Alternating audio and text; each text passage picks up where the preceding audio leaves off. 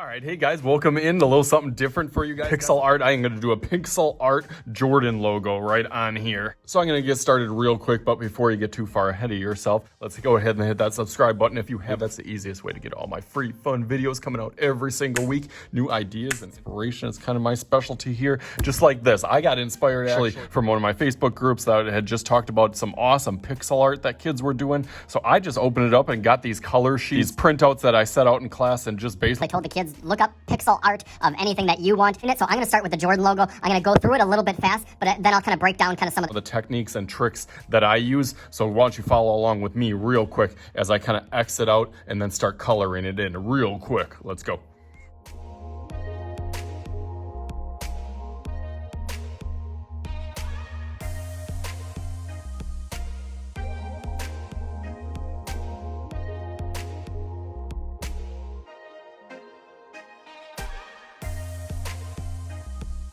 Okay, so you can kind of see where I was going from. So I took art, I just typed in Jordan pixel art, and then that was where I got. Now I can fill that in and kind of decorate it however that I want.